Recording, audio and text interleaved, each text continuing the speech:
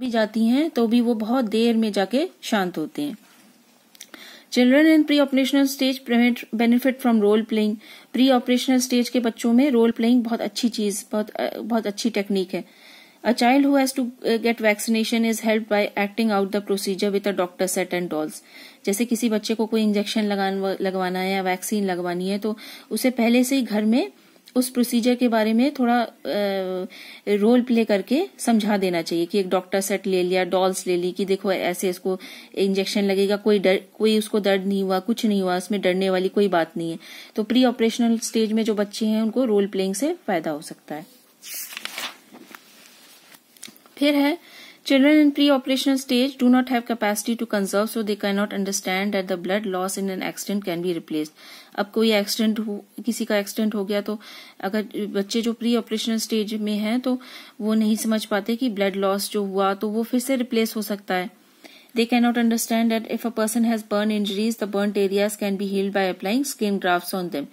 तो ये जो प्री ऑपरेशनल स्टेज में जो बच्चे हैं तो वो क्योंकि उनमें कंजर्वेशन नहीं आया, अभी कंजर्वेशन का फिनोमिनन वो नहीं समझ पाते, तो वो ये नहीं समझ पाते कि जो बर्न इंजरीज हुई है किसी पर्सन की तो उनको फिर से स्किन ग्राफ्ट्स के द्वारा उन बर्न एरियाज में लगाया जा सकता है और उन बर्न एरियाज को हील किया जा सकता है।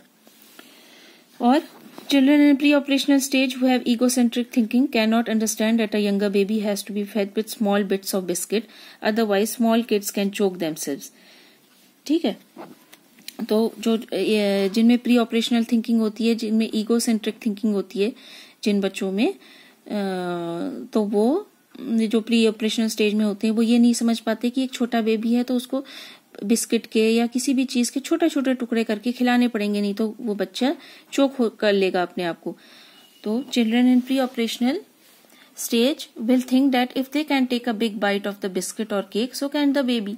और वो सोचते हैं कि हम जब एक बड़ा बाइट ले सकते हैं या हम एक बड़ा बाइट केक का ले सकते हैं, बिस्किट का ले सकते हैं, रोटी का ले सकते हैं, तो वो बेबी क्यों नहीं ले सकता? क्योंकि वो जो बच्चा है प्री ऑपरेशन स्टेज में वो उस दूसरे जो बेबी है उसका पर्सपेक्टिव समझ ही नहीं पा रहा है।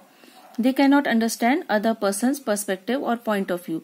और एक और एग्जाम्पल है इसका कि जैसे जो प्री ऑपरेशनल स्टेज में जो बच्चा है तो वो अगर वो अपने छोटे भाई या बहन के साथ खेलना चाह रहा है और लेकिन छोटे बेबी को खेलना नहीं आ रहा बॉल के साथ, तो वो उस चीज में परेशान हो जाएगा, इरिटेट हो जाएगा कि अरे इसको तो खेलना ही नहीं आ रहा, मैं इससे इतने अच्छे से बॉल से खेल रहा हूँ, इसको वो ये मेरे साथ खेल ही नहीं रहा।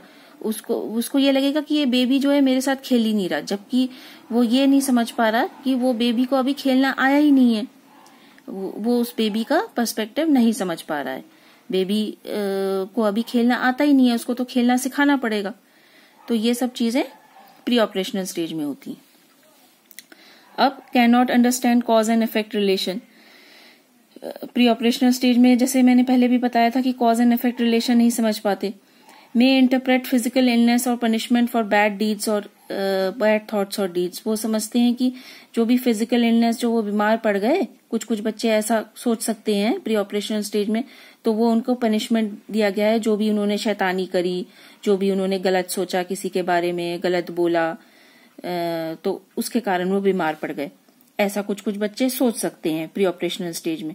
लेकिन ऐसे बच्चों को ये समझाना चाहिए कि they have to be persuaded that they got ill due to germs and not bad deeds. मतलब कीटाणु के कारण, जर्म्स के कारण, बैक्टीरिया के कारण, वायरसेस के कारण वो बीमार पड़ गए, और ऐसा नहीं कि उन्होंने शैतानी करी या किसी को गलत बोल दिया, उसके कारण नहीं। वैसे गलत तो बोलना भी नहीं चाहिए किसी को, या शैतानी नहीं करनी चाहिए, लेकिन ये जो चीज हुई है ये उसके कारण नहीं हुई है, तो जर्म्स के कारण हुई है। So children should be taught to keep themselves clean and prevent themselves from germs।